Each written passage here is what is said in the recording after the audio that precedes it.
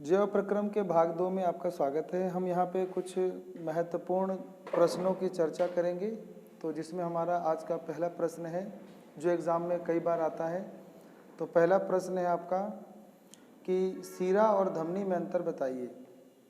सीरा को वेन कहते हैं, धमनी को आर्टरीज बोलते हैं। तो जो सीरा होता है और जो धमनी होती है, इन दोनों में मुख्य अंतर ये हैं कि जो सीरा होता है इसकी दीवारें पतली होती हैं और लचीली नहीं होती हैं। धमनी की दीवारें मोटी होती हैं लेकिन लचीली होती हैं। दूसरा अंतर हो गया कि इसके भीतरी व्यास चौड़ा होता है। इसका हो जाएगा कि इसका भीतरी व्यास संकरा होता है। अगला हो जाएगा कि यह विऑक्सीकृत रुधिर रक्त को शरीर के विभिन्न भागों से हृदय तक पहुंचाता है और केवल फुसफुस सिरा को छोड़कर जो ऑक्सीजन जनित रुधिर का फुसफुस से हृदय तक पहुंचाता है। ठीक है। और ये हो गया कि यह ऑक्सीजन जनित रुधिर को हृदय से शरीर के विभिन्न अंगों तक ले जाता है, केवल फुसफुस धमनी विहीन को छोड़कर जो ऑक्सीजन जनित को हृदय से फुसफुस में पहुंचाती है। तो आपको पूरा डायग्राम अच्छे से याद होना चाहिए। यानी जो सिरा होता है ये जो शरीर में जो कार्बन डाइऑक्साइड वाला जो गंदा खून होता है उसको वापस लाता है हृदय में, और जो धमनी होता है वो ऑक्सीजन वाले रुधिर को शरीर के सभी भागों तक पहुंचाता है। सीरा में वाल्स पाए जाते हैं, इसमें वाल्स नहीं पाए जाते हैं। वाल्स के काम होता है कि खून को एक ही दिशा में वापस हृदय की ओर ढकेलना। तो जो सीरा में वाल्व होता है इसीलिए खून जो है सिराओं से होते हुए वापस हृदय में आता है। तो ये हमारा पहला क्वेश्चन हो गया। दूसरा क्वेश्चन करेंगे। कहता है कि प्रकाश संश्लेषण के लिए पत्तियों में पाए जाने वाले अनुकूलन कौन कौन से हैं। तो अगर हम प्रकाश संश्लेषण करते हैं तो उसके लिए पत्तियों में पाए जाने वाले अनुकूलन कौन कौन से हैं। तो पहला हो गया कि जो पत्तियां होती हैं, पत्तियों का अधिक क्षेत्रफल अधिकतम प्रकाश ग्रहण करने में सहायता करता है। पत्तियों का पौधे पर विन्यास इस प्रकार होता है कि प्रत्येक पत्ती प्रकाश स्रोत से 90 अंश के कोण पर स्थित रहती है। पत्ती तीसरा हो जाएगा कि पत्तियों में उपस्थित सिरा जाल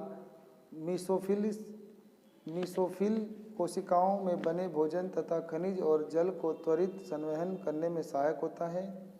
फिर है कि पत्तियों की सतह पर पाए जाने वाले रंध्र गैसों के विनिमय सहायक होते हैं, और पत्ती की ऊपरी सतह की कोशिका में अधिक क्लोरोफिल पाया जाता है। तो इसीलिए जो प्रकाश संश्लेषण में जो पौधे हैं वो बहुत सहायता करते हैं पौधों की।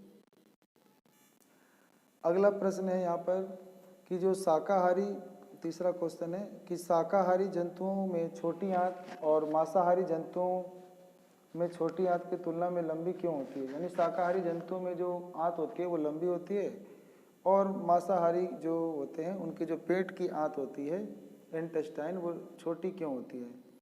तो शाकाहारी जंतुओं के भोजन में सेल्यूलोज की मात्रा अधिक होती है जिसे पचाने में अधिक समय लगता है, जबकि मांसाहारी जंतुओं के भोजन में प्रोटीन की मात्रा अधिक होती है जिसे पाचन में कम समय लगता है, तथा वे सेल्यूलोज का पाचन भी नहीं कर सकते, इसलिए उनकी आंतों की लंबाई कम होती है। कुल मिलाकर ये होता है कि जो मांसाहारी होते हैं उन्हें पचाने में कम समय लगता है, तो इसलिए उनकी आंतें छोटी होती हैं, और शाकाहारियों में साग सब्जियों को पचाने में सेल्यूलोज भी होता है, तो सेल्यूलोज को पचाने में ज़्यादा समय लगता है, इसलिए उनकी आंतें बड़ी हो जाती हैं। अगला क्वेश्चन है हमारा, बहुत बढ़िया क्वेश्चन है। चौथा क्वेश्चन है कि यदि अमाशय में पाई जाने वाली जठर ग्रंथियां श्लेष्मा स्रावित ना करें तो क्या होगा। तो श्लेष्मा के अतिरिक्त जठर ग्रंथियां हाइड्रोक्लोरिक अम्ल पेप्सिन नामक एंजाइम का भी स्राव करती हैं। श्लेष्मा अमाशय की भीतरी भित्ति को हाइड्रोक्लोरिक अम्ल तथा पेप्सिन के प्रभाव से बचाने का कार्य करती है। यदि श्लेष्मा यानी म्यूकस का स्राव नहीं होगा तो हाइड्रोक्लोरिक अम्ल तथा पेप्सिन के प्रभाव से अमाशय की भीतरी दीवार पर घाव हो जाएगा। ठीक है। अगला क्वेश्चन है पांचवा कि वसा के इमल्सीकरण का क्या महत्व है। यानी जब हम खाना पचाते हैं, भोजन पचाते हैं अपनी छोटी आंत में, तो वहाँ पे जो हमारा फैट होता है, वसा होता है, उसका इमल्सीकरण होता है, तो इसका क्या महत्व है। भोजन में उपस्थित वसा बड़ी गोलिकाओं के रूप में होता है। सर्वप्रथम पित्त रस में उपस्थित पित्त लवण वसा की इन बड़ी गोलिकाओं को तोड़कर छोटी छोटी गोलिकाओं में परिवर्तित करता है। इस प्रक्रिया को इमल्सीकरण कहते हैं। इस प्रक्रिया के कारण अग्नाशयी रस में उपस्थित लाइपेज एंजाइम की क्रियाशीलता बढ़ जाती है। तो लाइपेज नाम का एक एंजाइम होता है, इसकी क्रियाशीलता बढ़ाने के लिए इसका उपयोग होता है। तो अगला है कि आहार नाल, छठा क्वेश्चन है, आहार नाल में भोजन की गति किस प्रकार होती है? तो आहार नली में उपस्थित मांसपेशियों द्वारा इनमें कर्मांकुंचन गति होती है। इसके कारण भोजन की गति आहार नाल में संभव हो पाती है। यानी कर्मकुंचन गतियाँ होती है मांसपेशियों में, जिससे हम भोजन निगल पाते हैं और उसका प्रभाव एक ही दिशा में होता है। अगला क्वेश्चन है छठा और बहुत इंपॉर्टेंट क्वेश्चन है, बहुत अच्छा क्वेश्चन है। अगला है आपका कि पचे हुए भोजन, ठीक है, सातवां क्वेश्चन है ये। पचे हुए भोजन का अवशोषण अधिकांशतः क्षुद्रांत में ही क्यों होता है?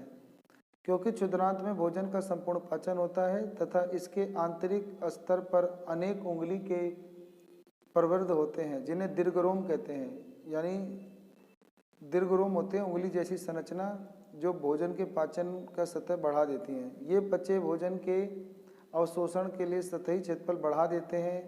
इन दीर्घरोमों में रुधिर वाहिकाओं का बाहुल्य होता है, यानी बहुत ज़्यादा इसमें खून की वाहिकाएं हैं, वेजल्स हैं, ब्लड वेजल्स, जो भोजन को अवशोषित करके शरीर की प्रत्येक कोशिका तक पहुंचा देते हैं। ठीक है, अगला क्वेश्चन नंबर हमारा 8 है, प्रकाश संश्लेषण प्रक्रम के दौरान होने वाली मुख्य घटनाएं बताइए। तो प्रकाश संश्लेषण के दौरान होने वाली मुख्य घटनाएं निम्नलिखित हैं, जिसमें पहला है आपका कि क्लोरोफिल द्वारा सूर्य के मतलब प्रकाश ऊर्जा को अवशोषित करना। दूसरा होता है प्रकाश ऊर्जा को रासायनिक ऊर्जा में रूपांतरित करना तथा जल के अणुओं का हाइड्रोजन और ऑक्सीजन में अपघटन करना। और तीसरा होता है आपका कार्बन डाइऑक्साइड का कार्बोहाइड्रेट में अपचयन। अगला क्वेश्चन है क्वेश्चन नंबर 9। इसमें लिखा है कि जो सजीवों में ऊर्जा की मुद्रा क्या है, यह कहाँ से और कैसे बनती है? तो ऊर्जा की मुद्रा एटीपी है। एटीपी माने पूरा नाम एडिनोसिन ट्राइफॉस्फेट है एवं इसका निर्माण श्वसन के दौरान माइटोकॉन्ड्रिया में होता है। पौधों में प्रकाश संश्लेषण की क्रिया के दौरान एटीपी का भी निर्माण होता है। अगला है कि 10वां क्वेश्चन है हमारा, भोजन के पाचन में मुंह का क्या कार्य है? मुंह में दांतों द्वारा चबाकर भोजन के छोटे छोटे टुकड़े किए जाते हैं। नंबर 2, चबाए भोजन की लार से मिश्रण होने में लार में उपस्थित एमाइलेज एंजाइम स्टार्च को शर्करा में परिवर्तित कर देता है। और नंबर 3, हमारा जो जीव होता है, जीवा भोजन को लार के साथ मिश्रण करने में सहायता करता है, जिससे भोजन का पाचन आसानी से हो सके। तो 11वां क्वेश्चन पढ़ते हैं कि अमाशय की दीवार में पाई जाने वाली जठर ग्रंथि का क्या कार्य है? तो हमारे जो पेट में अमाशय होता है जे के आकार का, जिसमें भोजन 3 से 4 घंटे रहता है, तो इसके अंदर पूछा है कि जो अमाशय की दीवार होती है भीतरी, इसमें जो जठर ग्रंथियाँ होती हैं उनका क्या काम है? तो जठर ग्रंथियों का काम है पहला कि जो पेप्सिन एंजाइम का स्रावण जो प्रोटीन का पाचन करता है, HCl का स्रावण जो भोजन को अम्लीय बनाता है या किण्वन से बचाता है, और तीसरा होता है श्लेष्मा का स्राव जो अमाशय की भीतरी स्तर की यानी भीतरी दीवारों की हाइड्रोक्लोरिक अम्ल HCl से रक्षा करता है। तो हमारा जो जठर ग्रंथियाँ होती हैं वो 3 रस छोड़ती हैं, एक होता है HCl, एक होता है श्लेष्मा, एक होता है पेप्सिन नाम का एंजाइम। पेप्सिन प्रोटीन का पाचन करता है, HCl जो होता है भोजन को अम्लीय बनाता है, श्लेष्मा जो है HCl को कंट्रोल करता है कि ज़्यादा ना गिरे, पेट में ज़्यादा तकलीफ ना हो। 12वां क्वेश्चन है, ये सब क्वेश्चन जो है बहुत महत्वपूर्ण है, एग्जाम में आए हुए हैं। अगला है कि धमनियों की भित्ति की अपेक्षा सिराओं की भित्ति पतली क्यों होती है? जो हमारे शरीर में जो धमनियाँ होती हैं उसकी तुलना में जो सिराएं होती हैं उनकी भित्तियाँ पतली क्यों हैं?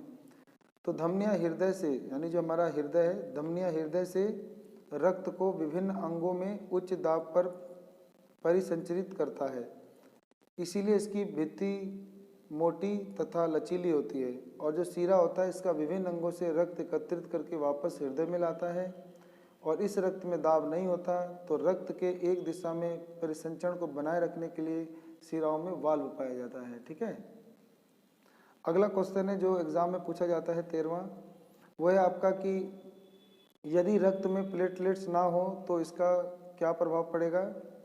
तो ज़्यादातर हमें पता है कि जब भी हमें चोट लगता है तो चोट लगने पे रक्त का थक्का नहीं बनेगा तो ज़्यादा खून बहने से हमारी मृत्यु हो सकती है।